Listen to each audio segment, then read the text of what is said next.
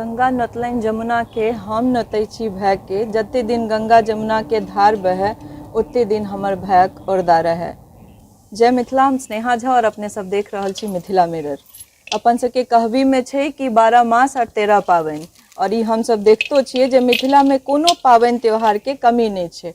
आई भरदुतिया छियै और अपने लोगन के पता है कि 3 दिन पहले दिवाली छलै, यानी कि दिवाली के तेसर दिन भाई बहिन के एकटा एहन पर्व छियै जे ला लोग भरि साल इंतजार करैत अछि। एतबी ला नहीं, बहिन सबके इहो के इंतजार रहे छनि जे हमरा नीक नीक गिफ्ट भेटत, भाई सब की भेटत, की भाई की एही के इंतजार रहे छै ना।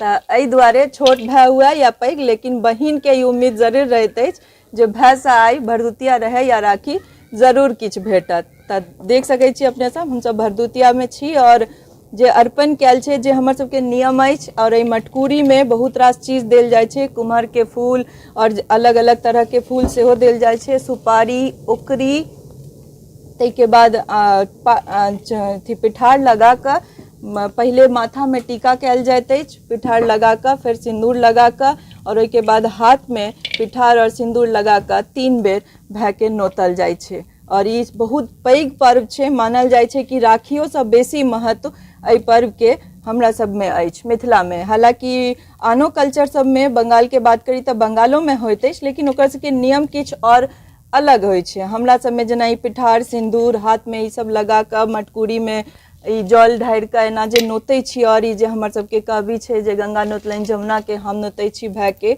और अपन भाई के ओरदा ले कामना करैत छी, ओ सब एकटा फोटा यानी कि हाथ से एना फोटा लगा कर ओ सब नियम पूरा करे छै। जेकर जे कल्चर छै, लेकिन ई मनावे लगभग सब कास्ट में ई पाबनि छै। लेकिन मिथिला के बात करी तो हमेशा हर पर्व में, हर पाबनि में विशेष किछु न किछु एकर विशेषता रहले है। मिथिला के पूजा में अपने सब देख सकै छियै जे ई अष्टजल कैल छै, पिठार से बनायल छै, ओहि पर से सिंदूर लगायल छै। कहल जाय छै कि अगर पिठार से कतौ अर्पण होइ छै तो ओहिमे सिंदूर जरूर लगेबाक चाहिए। एकर पाछा पुरखा सब जे कहि गेल छथिन, जे मना गेल छथिन, वह देख कर हम सब धीरे धीरे एहि चीज के पालन करैत छी। और आई भरदुतिया सिंदूर लगा कर पानक पात सब राखि कर बहुत 3 बेर नोतला के बाद उकरी खुआबा के भाई के सेहो नियम अछि।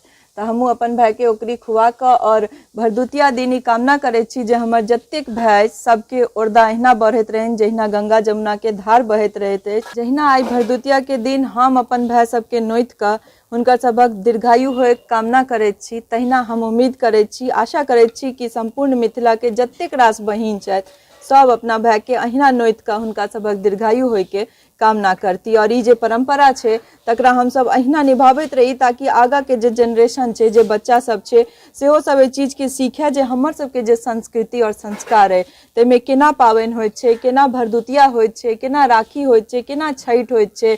और यह कोशिश मिथिला मिरर के पूरा टीम करैत रहैया जे हमर सबके जे पाबनि अछि, 12 मास के 13 टा पाबनि अहाँ सबके सोझा आनैत रहै छी, चाहे ओ दुर्गा पूजा हुए, काली पूजा हुए, छठि होय या भरदुतिया होय। तो कोशिश हमर सबके यह रहैत अछि। और भरदुतिया से जुड़ल ई कथा है जे श्री कृष्ण जखन नरकासुर के वध क के अपन बहिन सुभद्रा से भेंट करऽ ल जाय छथि, त ई नोत द के नोति के अपन भाई के अहिना सुभद्रा हुनकर स्वागत करैत छथिन। और ई समझ सकै छियै कि जखन ओहि युग से ई भरदुतिया चलैत अछि त एकर की महत्व हेतै। और हम सब जे सिखने छी से अपन पुरखा, हमर माँ काकी सब, दाई सब जे केने छथि तकरा देख कऽ सीखैत छी और एहि परंपरा के आगू बढ़ाबैत छी और कामना करैत छी। एहि संग संग आई के दिन के संपूर्ण मिथिलावासी के शुभकामना सेहो दैत छी। सब गोटे के भरदुतिया के शुभकामना।